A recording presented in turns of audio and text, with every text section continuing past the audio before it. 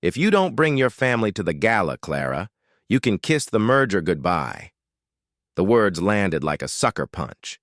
Clara Vance froze at the head of the mahogany boardroom table, her fingers still curled around a crystal glass of water. The air in the room thickened. A dozen eyes her board of directors waited for her reaction, the fluorescent light glinting off their tailored suits and smug certainty. She took a slow breath, setting the glass down with the kind of precision that made people nervous. "They think they can corner me in my own boardroom."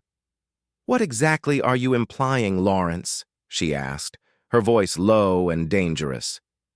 The chairman of the board leaned back, folding his hands.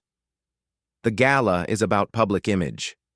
You're the face of Vance Couture Clara, and the public loves a success story with a human touch, family, warmth, relatability. Our investors want to see stability." "Stability?" Clara arched an eyebrow. "You mean a man at my side and a child in the holiday card?" The room shifted. A few directors exchanged awkward glances. One cleared his throat. Lawrence didn't flinch. "This merger is worth over $200 million. The other party is very traditional. Show them you're settled and we close the deal. Show them you're still." He hesitated, choosing his words carefully. "Living out of a penthouse with no roots, and they'll hesitate." Clara's manicured nails tapped once against the table. "So, you're telling me that my numbers, my leadership, my 10 years of doubling revenue, none of that matters if I don't show up with a smiling spouse and a cherubic child?" "It matters," Lawrence said smoothly, "but optics matter more." Clara's jaw tightened. She had spent her life outrunning everyone's expectations, proving she didn't need anyone's approval. Now, apparently, she needed props. "Fine," she said, her tone sharp enough to cut glass. "You want optics? I'll give you optics." The board members shifted in their seats. Clara's dark eyes held them in place for a moment longer before she gathered her leather folder and strode toward the door. Her heels clicked like gunfire on the polished floor. In the elevator, she jabbed the button for the top floor where her private office overlooked half of downtown Boston. Her phone buzzed before the doors closed. "Mother." Clara hesitated, then swiped to answer. "I'm in the middle of preparing for the gala." Her mother's voice slid in as smooth as the champagne they'd be serving. "Darling, I heard there's some concern about you showing up alone." Clara pinched the bridge of her nose. "Of course you did. You know your father and I have always said yes." "Yes. Appearances, family image. I've got it covered." There was a pause. "You do?" Clara stared at her reflection in the elevator's mirrored wall. The high bun, the flawless suit, the sharp eyes that revealed nothing. "I will," she said before hanging up. By the time she reached her office, her assistant, Marcy, was already standing in the doorway with 2 lattes and an expression that suggested she'd been listening through the grapevine. "Tell me you have a plan," Marcy said, handing her a cup. "I have 48 hours," Clara replied, settling behind her desk. "Find me a family." Marcy blinked. "A what? A man? A child? Someone photogenic but not suspiciously perfect? We make them mine for one evening." Marcy's mouth opened, closed, then opened again. "Do you want to explain to HR why we're auditioning fake husbands? I don't care how you do it." Just Clara stopped a flicker of unease passing through her. She had never asked for help like this, never invited strangers into her personal orbit, but she could already hear the board's patronizing voices. She could already picture Lawrence smiling when the merger slipped through her fingers. "Find me someone," she finished. Later that afternoon, she left the elevator on the ground floor to find the lobby deserted, except for the rhythmic squeak of a mop.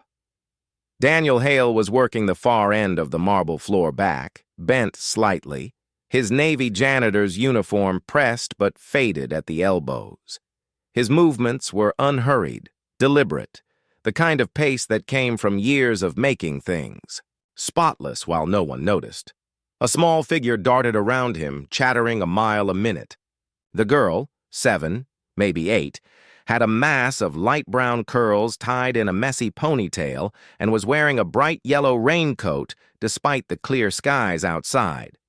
She was holding a comic book in one hand and pointing animatedly at something on the page. Daniel glanced up a faint smile, curving his lips at whatever she'd said before answering in a voice too low for Clara to hear. The girl laughed, spinning in place. Clara's heels clicked against the marble, drawing their attention. Daniel's straightened eyes meeting hers. She noticed just for a second the tired warmth in his gaze, like someone who'd carried more than his share of weight, but never complained about it. "Evening, Miss Vance," he said, giving a polite nod. The little girl tilted her head. "Are you the lady who owns the whole building?" Clara blinked, caught off guard. "Something like that?" The girl studied her for a long moment, then asked with disarming sincerity, "Do you ever laugh? Or do you just make important faces all day?" Daniel stifled a chuckle, but his eyes betrayed a flicker of worry at his daughter's boldness. Clara's lips twitched just barely. "I'll have to get back to you on that." "Okay," the girl said cheerfully, skipping back to her comic. Clara started to walk away, but something in the exchange lingered like the aftertaste of good coffee, unexpected and warming. She paused, glancing over her shoulder at Daniel and the girl. A man, a child, someone who didn't belong to her world, of press releases and mergers, but who, for reasons she couldn't quite name, felt oddly real. That night, Clara stared at the city skyline from her penthouse, the girl's question echoing in her head. "Do you ever laugh?" She exhaled sharply, grabbed her phone, and scrolled to Marcy's number. "Forget the casting call," she said when Marcy answered groggy. "I think I found them." The next morning, the first rays of sunlight slanted through, the lobby's tall windows spilling across the freshly polished marble. Daniel Hale was already there, kneeling by the baseboards with a cloth in one hand, his shoulders moving in a steady rhythm. Years of habit had tuned him to the quiet hours, when the building belonged to the hum of fluorescent lights and the soft swish of a mop. A small, warm weight leaned against his side. "Daddy, you missed a spot," Isla announced, pointing to a smudge so faint it could have been her imagination. Her tone was pure authority. Daniel glanced down at her amusement, tugging at the corner of his mouth. "Are you the foreman now?" "I'm quality control," she said solemnly, holding her comic book like a clipboard. "If you want 5 stars, you got to impress me." He chuckled, the sound low and warm. 5 stars, huh? Do I get a bonus? You get extra pancakes for breakfast tomorrow?" she replied, then paused, grinning. "If you pass inspection," Daniel reached over and ruffled her curls, earning an exaggerated scowl. This was the life he understood. Quiet, unglamorous, but solid, predictable, safe for her. They were heading toward the service elevator when the sharp click of heels echoed behind them. Daniel didn't have to turn to know who it was. "Mr. Hale," Clara's voice called smooth, but carrying a subtle undercurrent of something. Urgency. He stopped, straightened, and turned. She was approaching with the same deliberate stride she used. In the boardroom, black blazer silk blouse, every hair in place, the kind of woman who looked like she was always 2 steps ahead of everyone else. "Yes, ma'am," Daniel said evenly. Clara's gaze flicked to Isla, then back to him. "I need to speak with you privately." Issa leaned around him, her eyes bright with curiosity. "Hi, Miss Clara." Clara softened barely. "Hello, Issa. How's quality control? Today?" "Busy," Isla said. "Daddy missed a spot. But don't worry, I fixed it." Daniel gave an apologetic shrug. "She's thorough." Clara's lips curved, but her eyes were all business. "Mr. Hale." 5 minutes. In the break room, Daniel leaned against the counter, arms crossed, watching Clara pace as though the small space couldn't contain her. "I'll get right to the point," she began. "I have an event this Saturday. A very important event. I need a family. Temporarily. Daniel blinked, not sure he'd heard right. A family? Yes. She met his eyes without flinching. The board, the press, certain. Investors, they want to see stability. A personal life. I don't have one, so I'm making one for one night. And you want me to pose as my partner? She finished. And Issa would be my daughter. He stared at her. The silence stretched heavy with the absurdity of it. Finally, he said, "You realize how crazy that sounds." "Perfectly," Clara replied.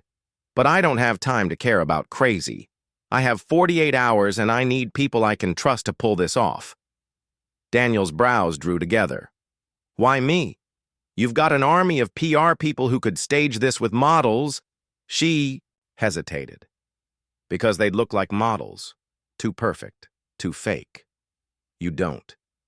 His mouth quirked. "That's supposed to be a compliment. It's supposed to be the truth." She said, "You're grounded, real, and Isla." Her voice caught the tiniest bit. She's the kind of child people believe in. Daniel shook his head. "No, I'm not dragging my daughter into some corporate charade." "She wouldn't be in danger," Clara said quickly, "and I'd compensate you generously." "It's not about the money," he cut in, his voice firm. "It's about what's right for her." They both turned to the sound of a small gasp from the doorway. Issa stood there, eyes wide. "Wait, I'd get to wear a pretty dress." Daniel's jaw tightened. "In Pretend to Be Your Daughter?" she asked, Clara bouncing on her toes. Clara managed to smile. "That's the idea." Issa clasped her hands in front of her. "Daddy, please, just once. It could be fun, and you always say it's good to try new things." Daniel gave her a look. "I said, try safe new things like pancakes with blueberries." "This is safe," she insisted. "It's just pretending, then softer. And maybe Miss Clara needs help." Daniel glanced at Clara, who held his gaze without a word. For the first time since they'd met, she looked not unshakable, not untouchable, just a woman asking for something she wasn't used to asking for. They ended up sitting at the small break room table, Issa swinging her legs as the grown-ups hammered out terms. "Fine," Daniel said at last. "I'll do it if we set ground rules. Ila doesn't get pushed into any photo she's not comfortable with. We keep the story simple. And you," he pointed at Clara, "you keep your boardroom politics away from her." "Agreed," Clara said without hesitation. "And one more thing," he added. "If she says she's done, we're done. No arguments." Clara inclined her head. "Done." Issa grinned. "This is going to be so much fun." "Can I call you Mom?" Daniel choked on his coffee. Clara surprisingly didn't flinch. "We'll work on that." As they left the break room, Clara glanced at Daniel. "I'll send Marcy with details. We'll need to rehearse. Create a few shared memories for anyone who asks." "Rehearse?" Daniel asked. "Yes. We're not just going to walk in there cold. People can smell fake from a mile away." Issa tugged at her father's sleeve. "Don't worry, Daddy. I'll make sure you pass." Daniel smirked, not sure if I should be comforted or terrified. Back in the lobby, Clara walked ahead, her mind already mapping out the next 48 hours. She didn't notice the faint smile tugging at the corner of her lips. She didn't notice how the building's marble halls suddenly felt a little less empty. Daniel watched her go, shaking his head. "What have we gotten ourselves into, kiddo?" Issa squeezed his hand. An adventure. And somehow, against all logic, he couldn't quite bring himself to disagree. By the time Clara stepped into her penthouse that evening, the city lights were already glinting like scattered diamonds across the harbor. She kicked off her heels and walked straight to the wide glass windows. Normally, the skyline gave her a sense of control and empire beneath her feet, but tonight it felt more like a ticking clock. She couldn't shake the image of Issa leaning forward at the break room table, eyes wide with anticipation, or Daniel's steady, reluctant nod. For a woman who had built a life on careful, calculated moves, agreeing to this kind of chaos was a leap into the unknown. The next morning, Marcy appeared in Clara's office doorway, her expression somewhere between disbelief and curiosity. "You're really doing this?" she said, setting a file on Clara's desk. "Your family dossier." Clara arched a brow. "Family dossier?" Marcy flipped it open. Inside was a photo of Daniel looking directly at the camera as though he'd been caught mid-thought, and another of Issa grinning in her bright yellow raincoat. "I need their full names, some personal details, a few believable shared stories," Clara said, scanning the page. "If someone asks how we met, I don't want to be caught hesitating."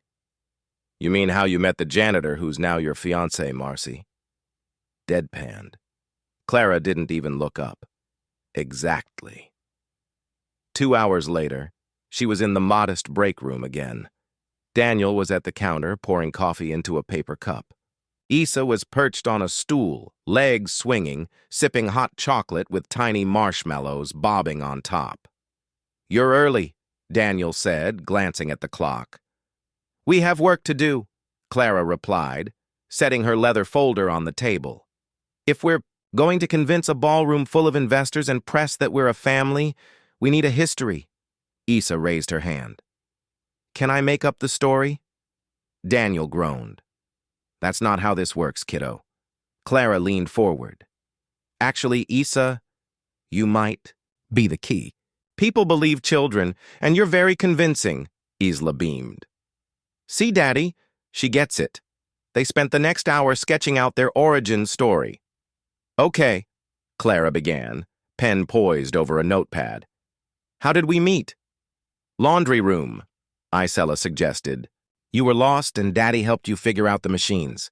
Daniel smirked. "That's believable, but you lost in public." Clara gave a wry smile. "Point taken." She crossed it out. "How about a community event? Something with other witnesses?" Issa's eyes lit up. "The street fair last summer. Daddy helped you carry something heavy." "That could work," Daniel admitted. "We can say you just moved to the neighborhood. We bumped into each other and I helped you carry a box." Clara wrote it down. "Perfect. We keep it simple. No unnecessary flourishes." Issa grinned mischievously. "Can I say you two looked at each other like in the movies?" Daniel rolled his eyes. "No." "Yes," Clara said at the same time. Their eyes met, and for just a second, Daniel thought he saw something softness in her expression, but then she blinked and it was gone. "Next," Clara said briskly. "How long have we been together?" "A year," Daniel answered before she could. "Anything less will sound like a fling." "A year," says stability. Clara nodded slowly. "Agreed." They moved on to favorite activities, baking, thanks to Issa evening walks and the occasional movie night. Issa insisted on including pillow forts in the list, to which Clara raised an eyebrow. "Pillow forts? You can't be a real family without one," Isla said matter-of-factly. Daniel chuckled. She's not wrong. As the rehearsal went on, Clara found herself enjoying it. There was something grounding about sitting at a table with them, tossing ideas back and forth, Issa's laughter bubbling up at the silliest suggestions. It was unlike any boardroom meeting she'd ever attended. No power plays, no hidden agendas, just connection. When they wrapped, Clara stood gathering her notes. "We'll meet again tomorrow evening, my place. We'll work on posture, how we'll enter, the room." And she hesitated, glancing at Isla. "I suppose pillow forts." Issa clapped her hands. "Yes, I'll bring the marshmallows." Daniel shook his head, smiling despite himself.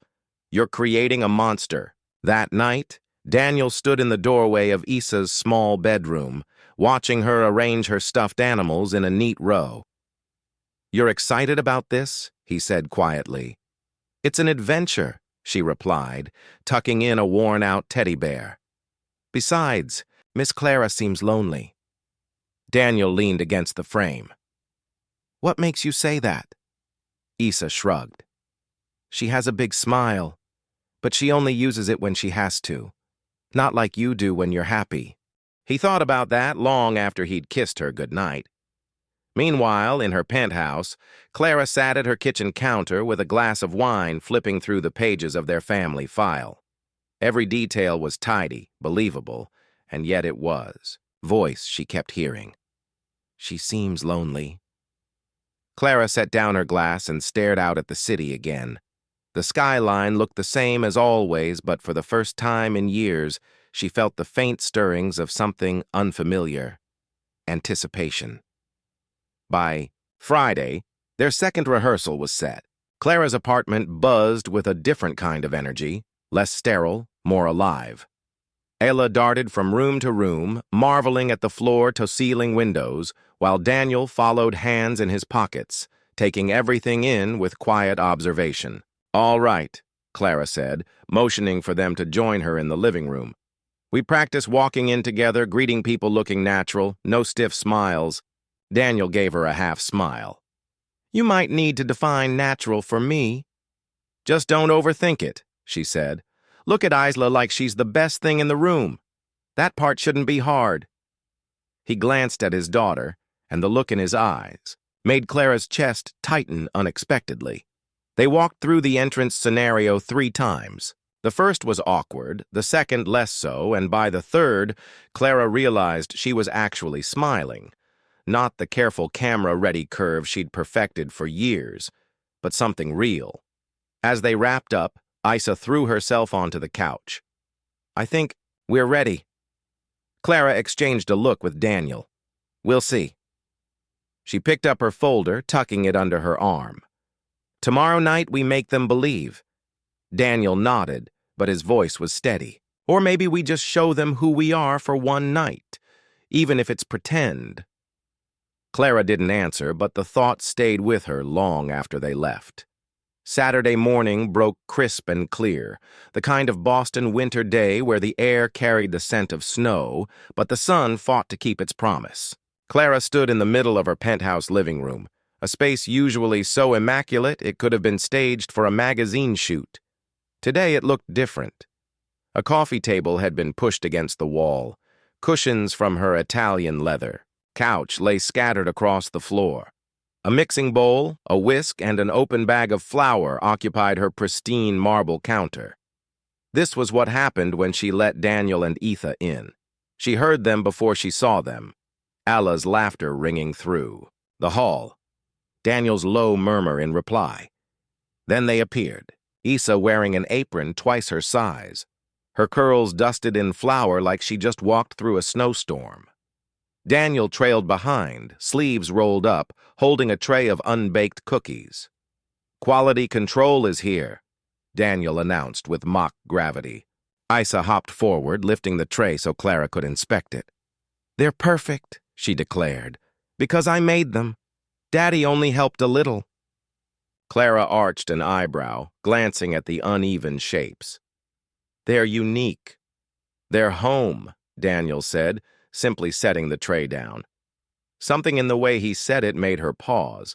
She had never thought of cookies as home. Once the cookies was in the oven, Clara clapped her hands. "All right, time to rehearse. We've got 2 hours before the dress fitting." Isa scrambled to the couch. "What are we practicing first?"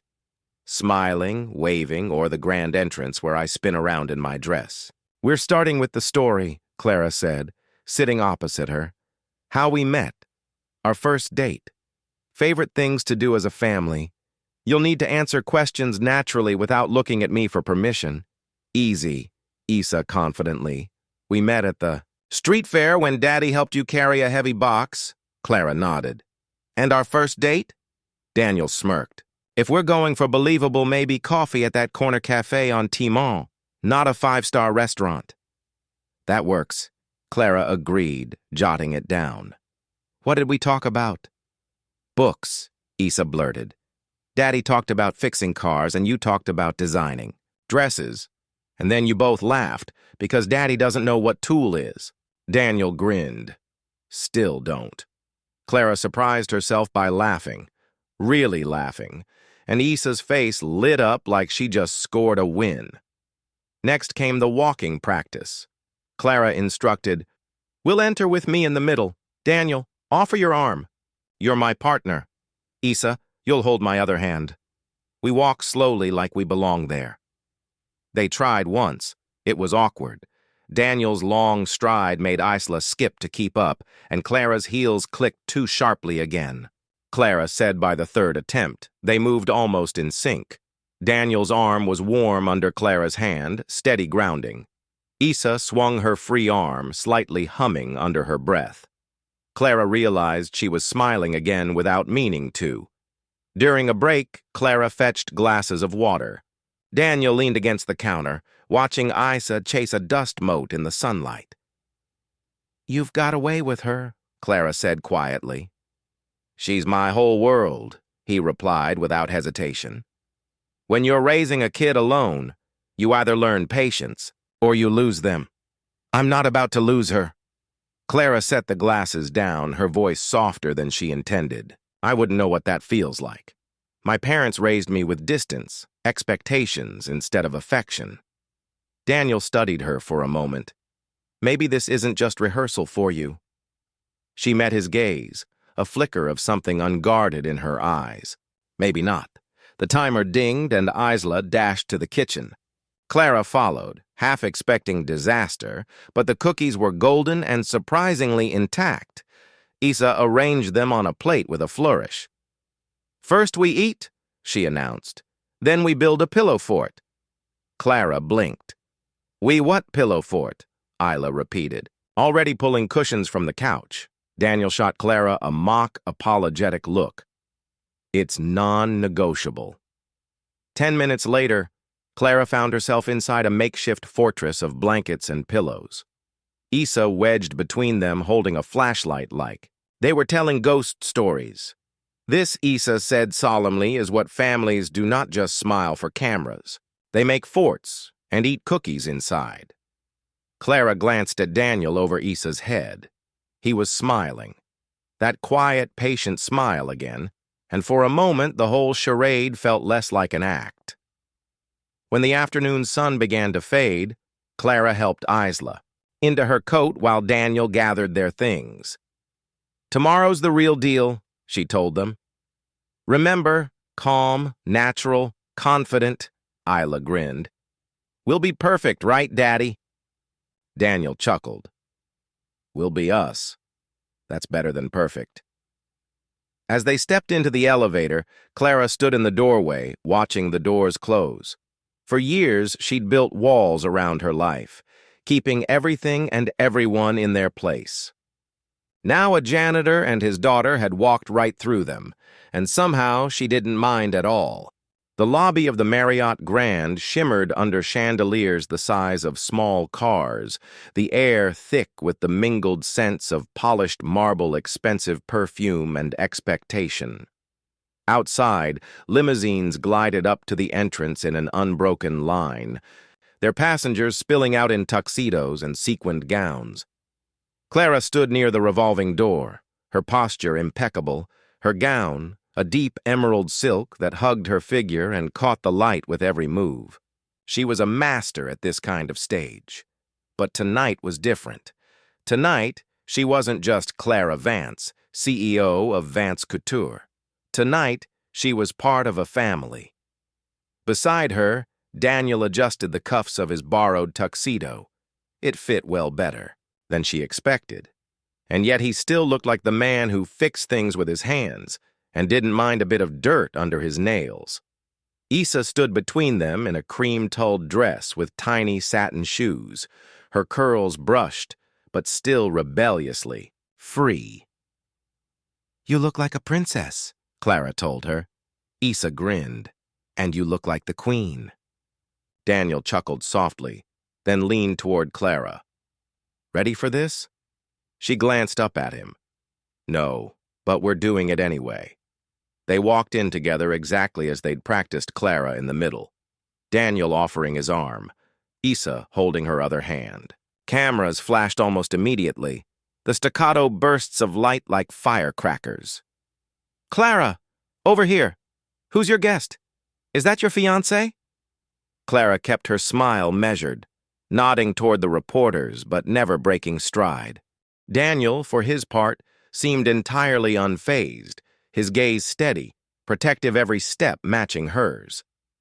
Inside the ballroom, the lighting was warm and golden, spilling over round tables set with white linens and crystal stemware. The hum of conversation swelled as they entered, heads turning, eyes narrowing in curiosity. "Remember," Clara murmured under her breath, "we've been together a year, street fair, coffee shop, pillow forts, no improvising beyond that." "Got it," Daniel replied. "Though I still say the pillow for story is going to raise questions," Issa piped up, "only from people who've never had fun." They were halfway through the mingling when the first test came. A silver-haired woman in a pearl choker swept up to them, her voice warm but her eyes sharp. "Clara, darling, and this must be—" She extended a perfectly manicured hand toward Daniel. "Daniel Hale," he said, shaking her hand firmly. "Pleasure to meet you." "And Issa," Clara added, resting a hand gently on the girl's shoulder. The woman crouched slightly, her smile softening.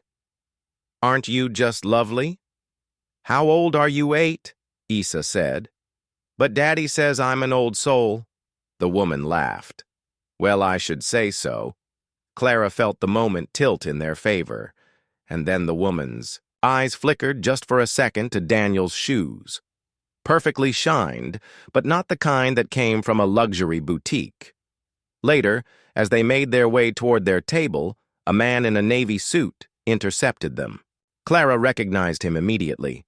"Vince Rustin, a reporter with a knack for digging where he wasn't invited." "Clara," Vince said smoothly, "you've been keeping secrets. Care to introduce your family to the public properly?" Daniel's jaw tightened, but Clara stepped forward, her tone cool and even. "This is Daniel, and this is Issa. That's all anyone needs to know tonight." Vince's smile didn't reach his eyes. "Interesting. I could swear I've seen you before, Daniel. Somewhere less formal." Daniel's hand flexed at his side, but he didn't take the bait. "Must have been one of those faces," he said. Clara's fingers brushed against his a small, deliberate gesture before she guided them toward their table.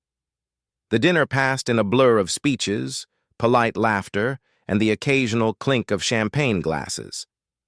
Clara played her role flawlessly, but every so often she'd catch Daniel watching her, not the CEO, but her.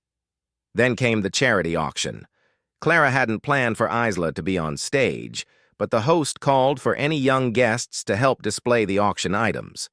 Issa's hand shot, up before Clara could react. Minutes later, Issa was walking across the stage holding up a framed watercolor painting, smiling at the crowd like she'd been born to do it. When she returned to the table, breathless and proud, she leaned toward Clara. "Did I do okay?" Clara's throat tightened unexpectedly. "You were perfect." Daniel caught her eye, and for a moment there was an unspoken agreement between them. They were in this together now, but the night wasn't done testing them.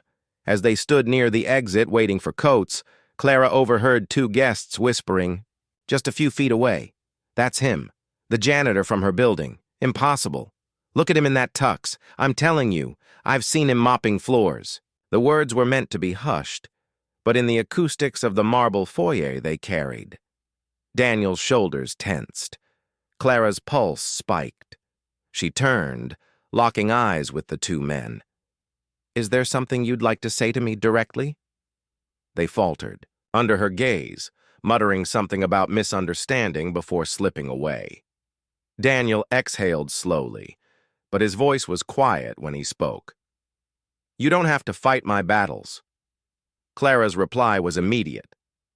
"I'm not fighting yours. I'm fighting ours."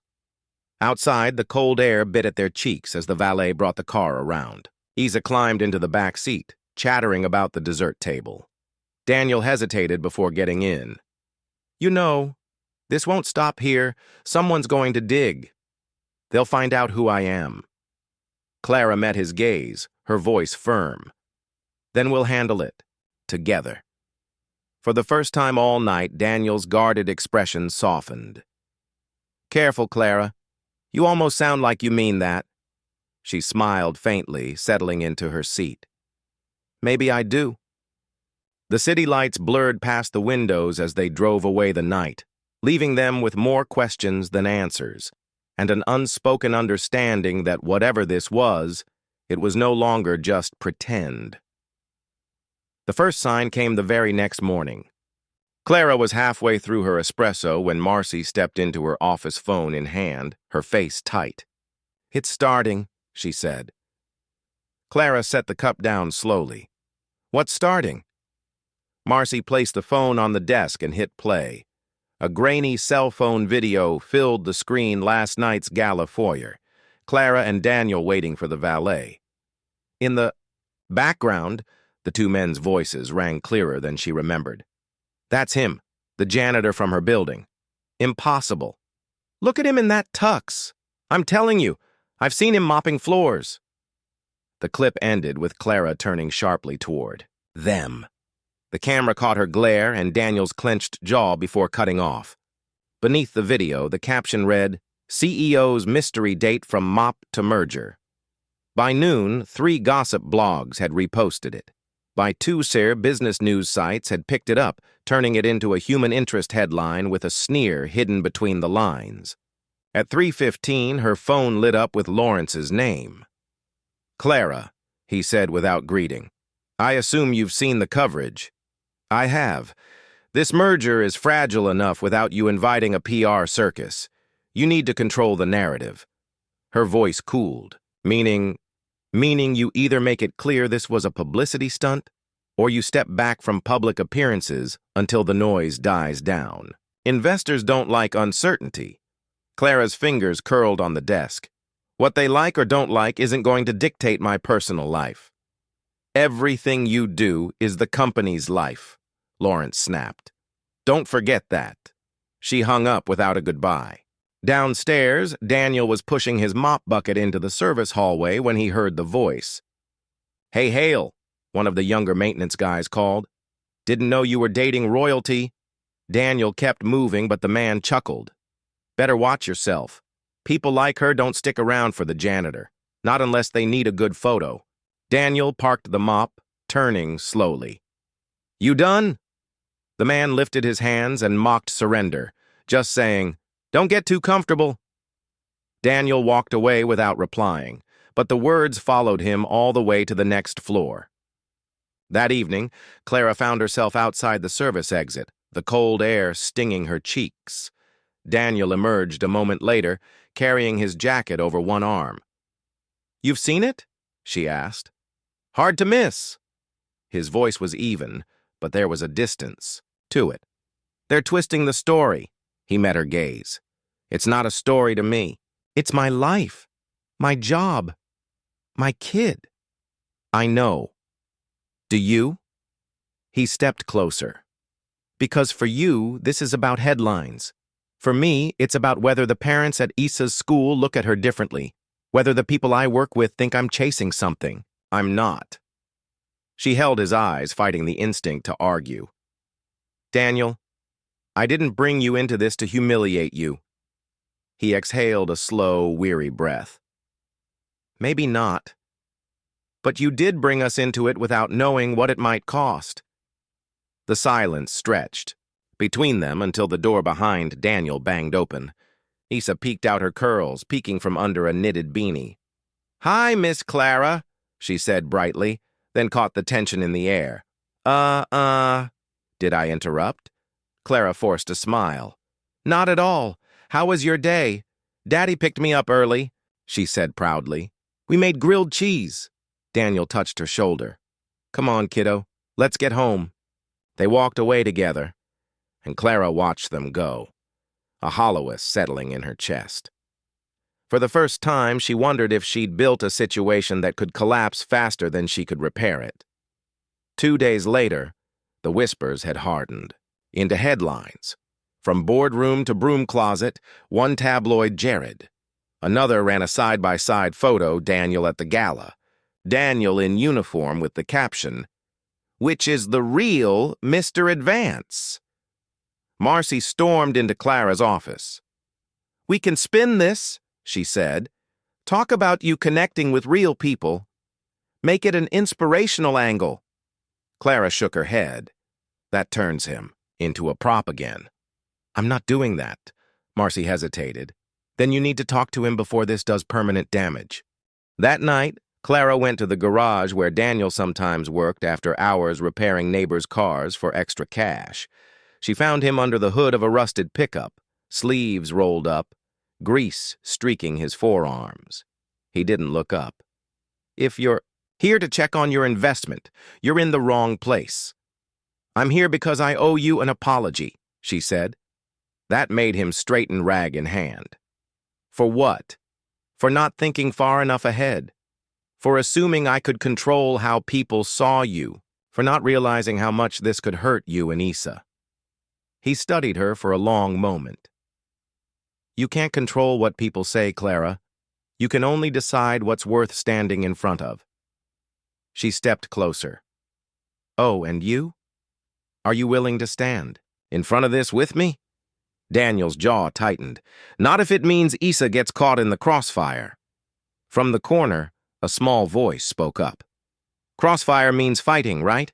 They both turned to see Issa curled up on an old couch sketchbook in her lap.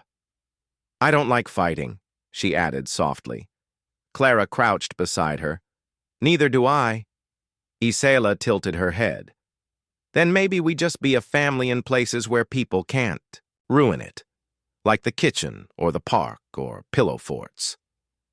Daniel met Clara's eyes over Isla's head, and for once there was no anger there, only a tired kind of truth.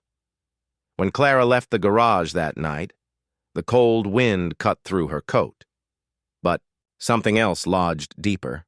The realization that this was no longer about a gala, a merger, or optics. If she wanted to keep Daniel and Issa in her life, she couldn't just protect the image of them. She had to protect them, even if it meant stepping out from behind the armor she'd worn her whole life. The first week without seeing them was like walking through a silent house with all the lights off. Clara's days were full meetings, calls, investor updates, but everything felt oddly two-dimensional, as if the world had lost some unseen depth. She told herself it was for the best, that giving Daniel and Issa space would let the gossip die down, that staying away was a kindness. But at night, the skyline outside her penthouse window felt less like an empire and more like a wall. Daniel, meanwhile, threw himself into routine. He picked up extra shifts, fixed 2 cars in the evenings, and let Isla convince him to make pancakes for dinner twice in 1 week. He didn't mention Clara, and Isla didn't ask. But sometimes when she thought he wasn't looking, she'd set an extra place at the table, then quietly put it away before they ate.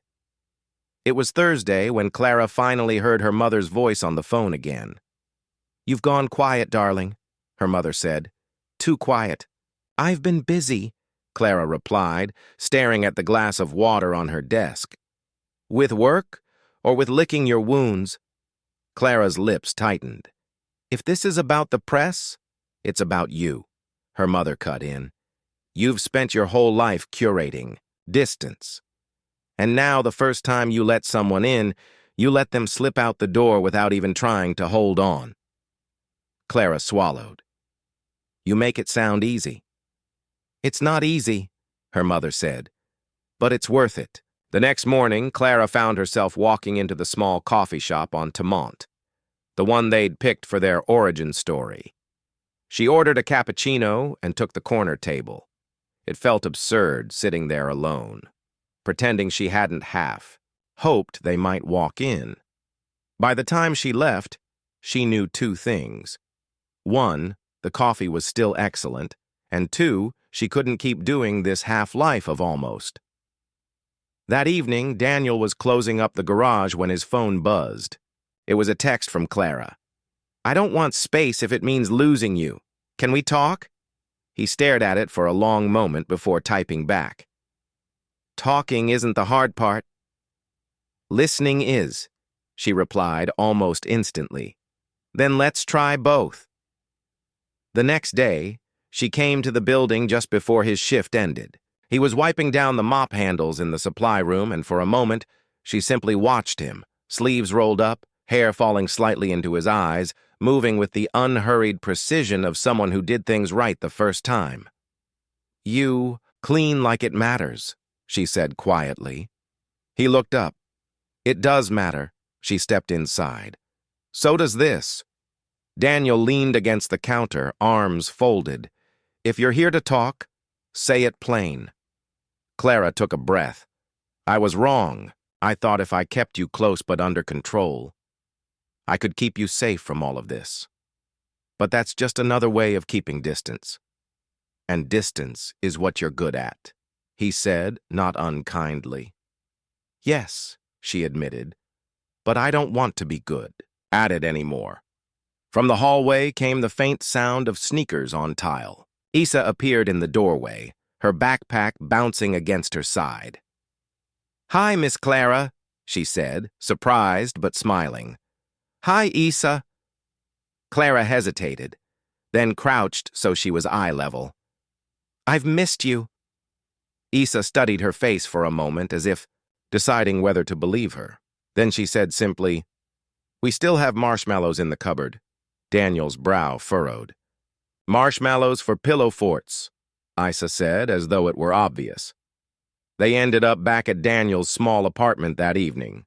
It wasn't planned, but somehow Clara was sitting cross-legged on the floor while Isla lined up blankets and cushions, like a military operation. Daniel was in the kitchen making cocoa.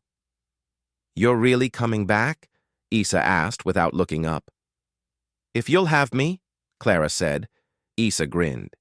"You were good at the smiling part. We just need to work on the laughing." Clara laughed, then a real one, and Issa beamed like she'd just won a prize. Later, after Issa had fallen asleep in the fort, Daniel walked Clara to the door. "You sure you're ready for this?" he asked quietly. "No," she said honestly, "but I'd rather be unready with you than ready without you." He studied her for a long moment, then nodded. "We'll see where it goes." She smiled faintly. As long as it's forward. When Clara stepped out into the cool night, she realized something had shifted. The distance between them hadn't vanished. It had turned into a path, and for the first time in weeks she wanted to follow it. The rain had stopped sometime in the night, but the sidewalk still glistened in the morning light. Clara stood outside Daniel's apartment building holding 2 paper cups from the cafe on Timont. 1 cappuccino, 1 hot chocolate with extra marshmallows. She wasn't entirely sure why she'd come unannounced, but the idea of starting the day without seeing them felt suddenly wrong. Daniel opened the door, still in a worn gray t-shirt, his hair slightly masked. He eyed the cups in her hands. "You bribing us with sugar now?" Clara smirked. "I'm learning from the best." She glanced toward the living room where Issa was sitting cross-legged on the floor, building a tower out of mismatched blocks. When Issa saw her, she lit up. "Miss Clara, you're here." Clara stepped inside and handed her the hot chocolate. "Figured you could use an architect's fuel." Issa took a sip chocolate mustache already forming. This is the good kind." They spent the morning lazily, Daniel fixing a loose drawer handle in the kitchen, Clara helping Isla build a city from the block set. It was ordinary, comfortable, and it scared Clara how much she wanted more of it. When Daniel finally sat down wiping his hands on a dish towel, Clara looked at both of them. "I was thinking we could do something together this weekend, the 3 of us." Daniel raised an eyebrow. "Like what?" "There's a winter fair upstate," Clara said. "Ice sculptures, hot cider fireworks in the evening. I used to want to go when I was a kid, but she trailed off, not finishing the sentence." "But your parents were busy," Daniel guessed quietly. She met his gaze, surprised. "Yes." Issa bounced in her seat. "Can we go, Daddy?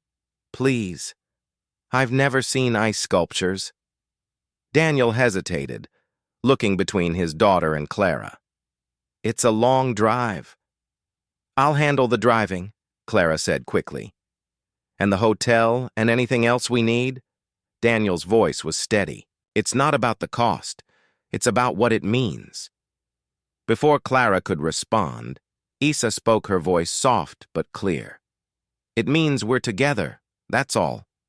The words landed like a quiet truth neither adult could dodge. Daniel's shoulders eased, and Clara felt something loosen in her chest. "All right," Daniel said finally. "We'll go." Issa clapped her hands. "Yes, I'm bringing my snow boots and the big scarf Grandma made."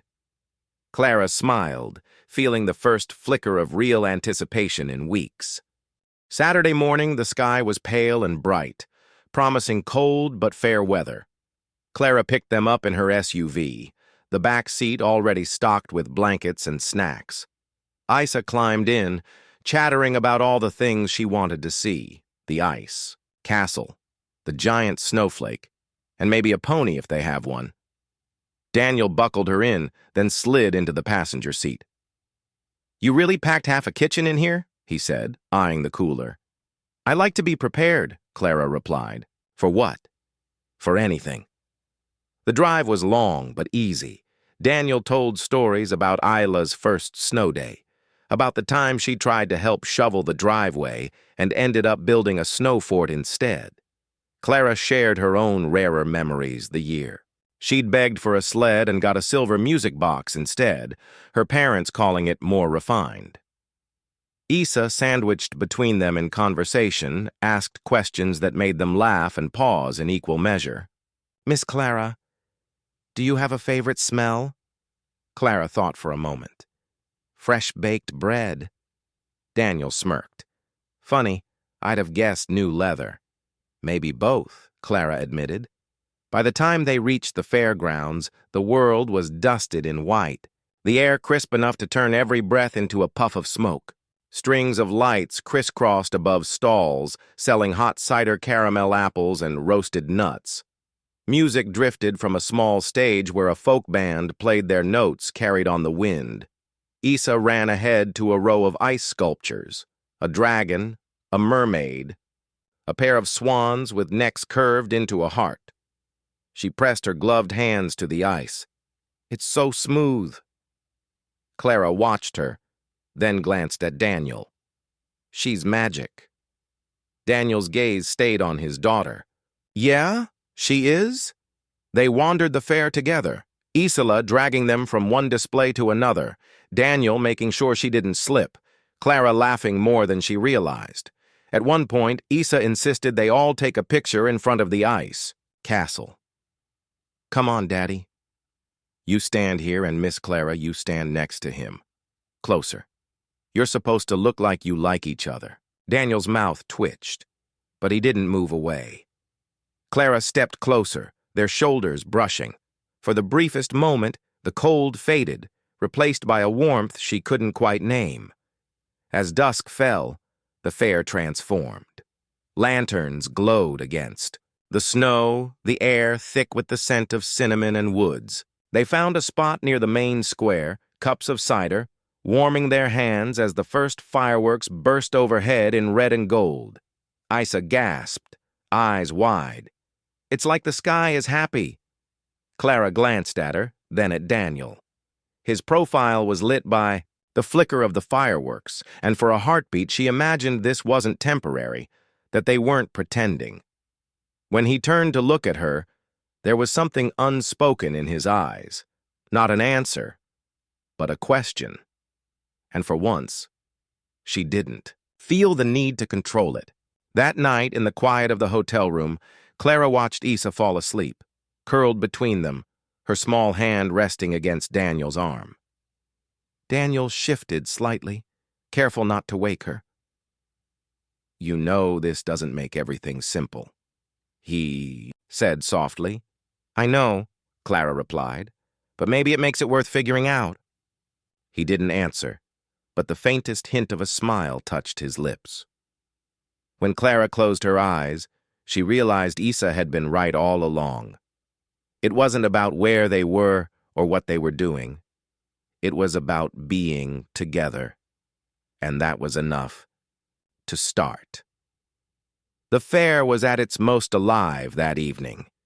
Lanterns flickered along snowy paths, laughter drifted from the carousel, and the air was thick with the scent of roasted chestnuts. Clara walked between Daniel and Isa, their footsteps crunching softly in the snow. Isa had a caramel apple in one hand, her cheeks flushed from the cold.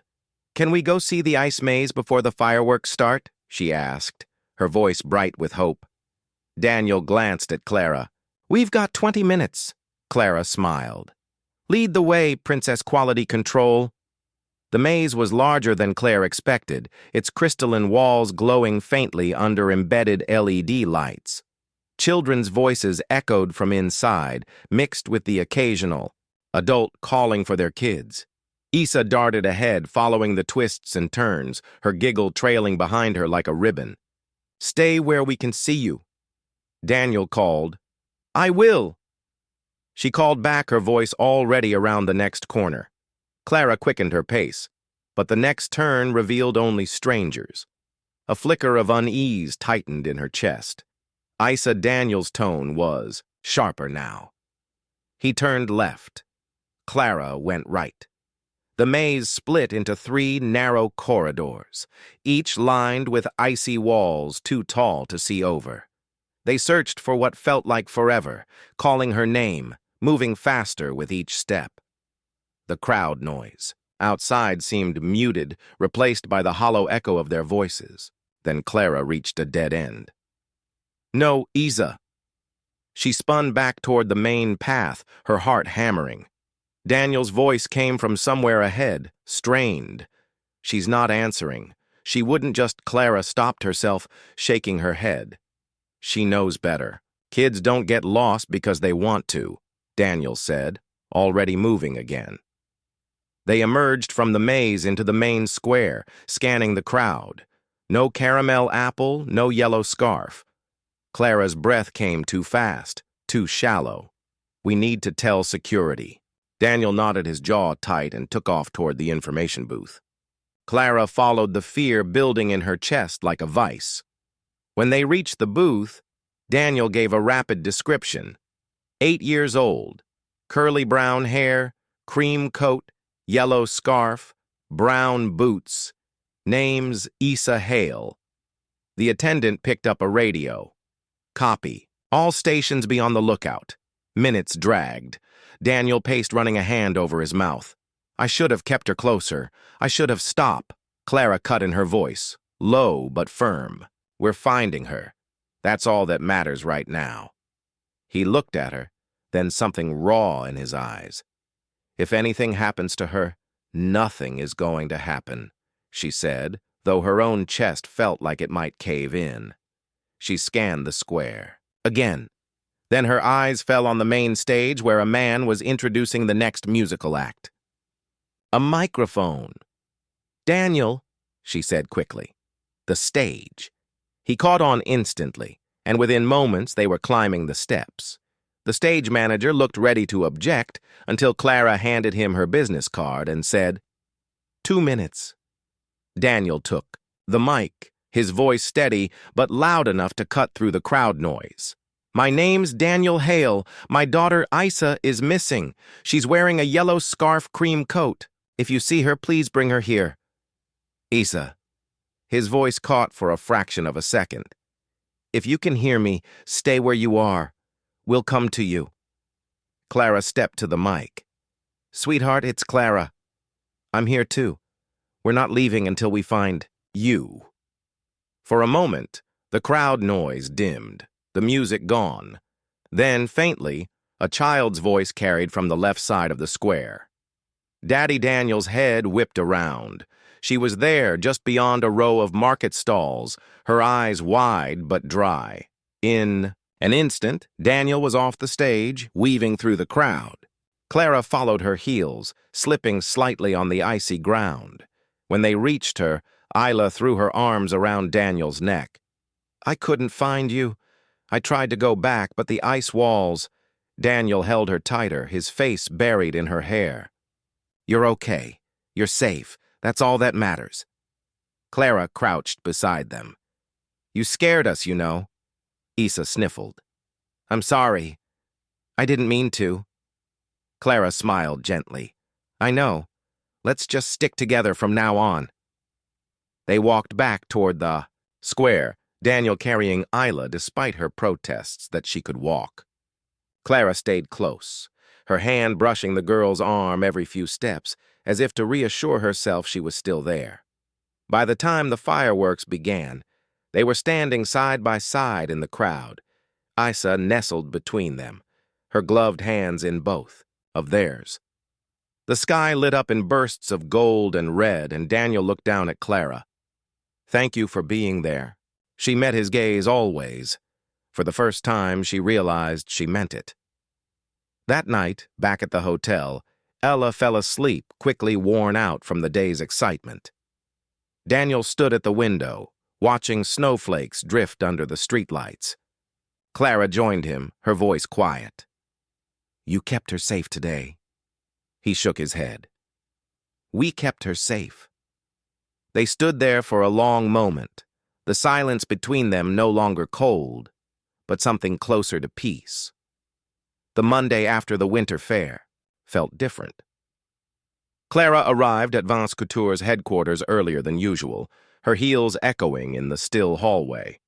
She had made her decision sometime between the fireworks and watching Issa sleep in the hotel room. It had been crystal clear, then hiding was no longer an option. Her assistant, Marcy, was already waiting with a stack of newspapers and her laptop, open to a dozen tabs. It's everywhere, Marcy said grimly.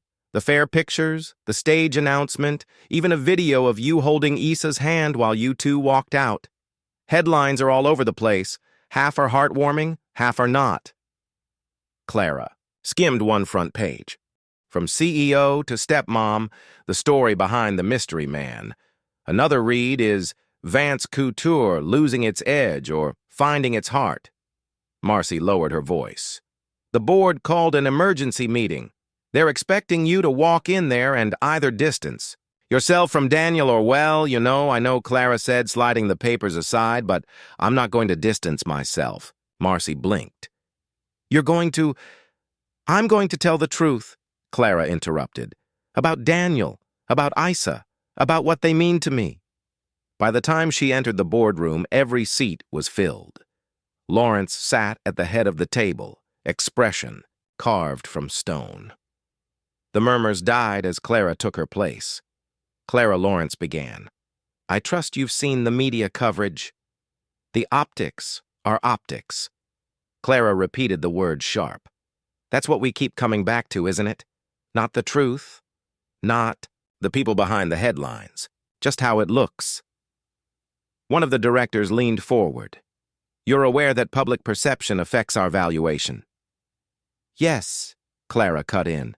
And I'm also aware that we've built this company on the promise of authenticity, of representing the people who buy from us, wear our designs, believe in our brand. And right now those people are watching to see if I live by that or hide behind a press release. Lawrence's voice was cool. And what exactly do you intend to tell them? Clara stood. Everything.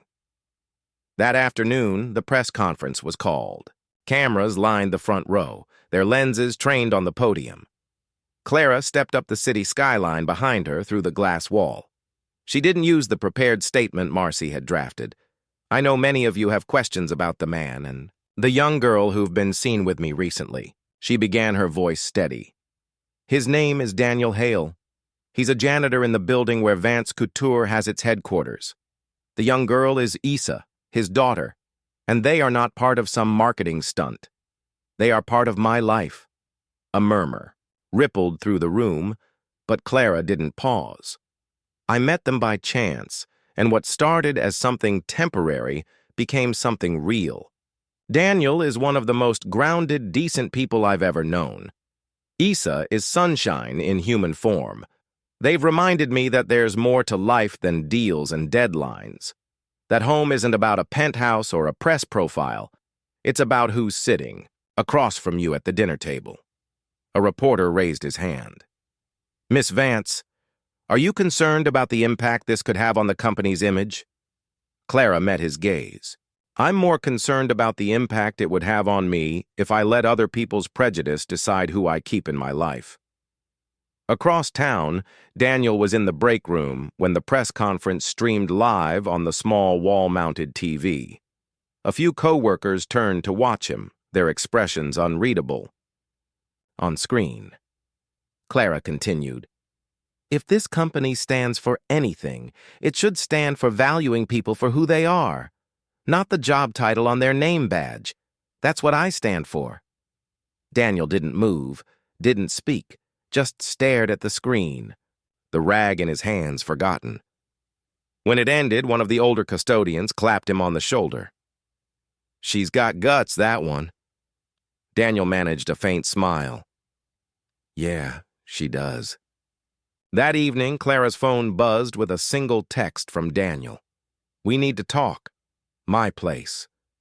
When she arrived, Isla was sprawled on the couch, coloring, humming softly. Daniel was in the kitchen, leaning against the counter. "You didn't have to do that," he said quietly. "Yes, I did." He studied her. "You just put yourself in the crosshairs for me." For us, Clara stepped closer. "I didn't do it for optics. I didn't do it for the board. I did it because I'm done pretending this isn't real." His eyes searched hers for a long moment. Then he nodded slowly.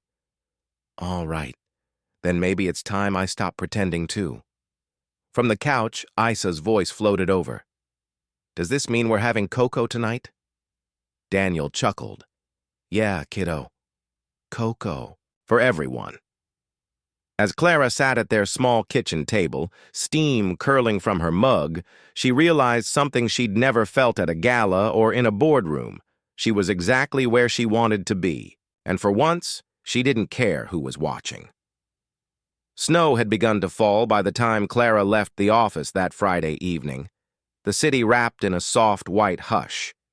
For once, she wasn't heading home to her penthouse and the ever-present hum of emails.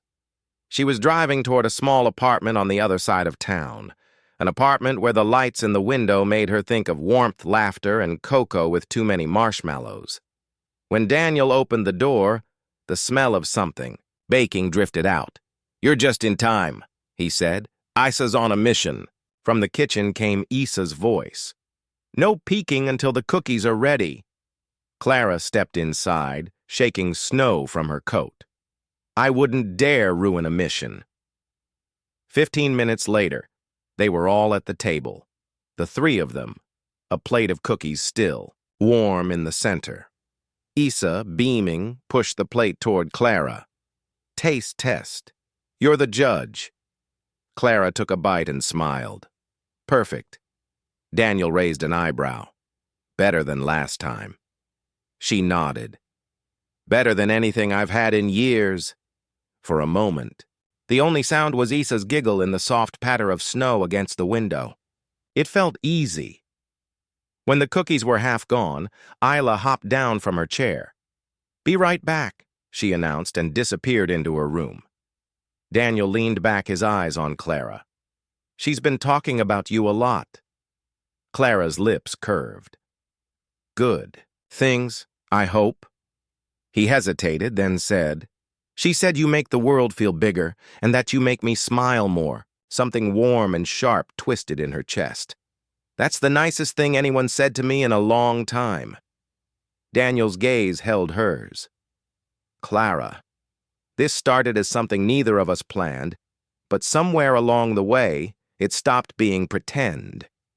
She swallowed, her voice quiet. "I know, and I don't want it to end." Isa reappeared, holding something behind her back. She grinned at them both. "Okay, close your eyes." They obeyed, and a moment later she set something on the table between them. Open. It was a photo frame inside a picture from the winter fair. The three of them in front of the ice castle. Daniel's arm was around Clara, and Isa's smile was wide enough to light the scene. "I printed it at school," Isila said proudly, "because families should have pictures." Clara felt her throat tighten. "It's beautiful, Isa." Daniel reached over, resting a hand on his daughter's shoulder. You did good, kiddo. Later, after Isa had gone to bed, Clara and Daniel stood by the window, watching the snow swirl under the streetlights. You know, he said quietly, a year ago, if someone told me I'd be here with you, I'd have laughed. And now? Clara asked. He glanced at her, the corner of his mouth lifting. Now I'm just grateful I didn't miss it. She stepped closer, her hand brushing his. Me too. For a long moment, neither of them spoke. The silence wasn't empty. It was full. The kind that only comes when there's nothing left to prove. The next morning, they bundled up and walked to the parka between them, holding both their hands. The world was bright and clean, the snow crunching beneath their boots. At the playground, Isa ran ahead to the swings, calling for them to hurry. Daniel smiled. She's got a way of making you follow her lead. Clara laughed softly. Maybe that's what families do. They follow each other even when they're not sure where they're going. He looked at her, something deep and certain in his eyes. As long as we go together. That evening, back at Daniel's apartment, they sat on the couch with Isa curled up between them, watching the fire and the small electric heater flicker. Clara glanced around the mismatched furniture, the faint smell of cookies still in the air, the photo frame on the shelf, and realized she didn't miss the penthouse at all. She leaned back, letting the moment settle into her bones. So, are we a family now? Isa didn't even hesitate. We always were. You just had to notice.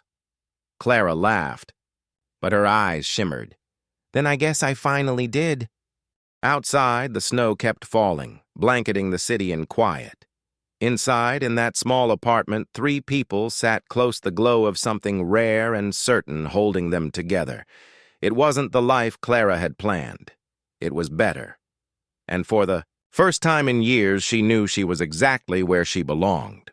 Sometimes life doesn't give us the family we expect. It gives us the one we never saw coming. Maybe it starts with a chance encounter in a hallway, a cup of hot chocolate, or a little girl's fearless smile. And maybe, just maybe, that's enough to change everything. So, dear friends, I want to hear from you.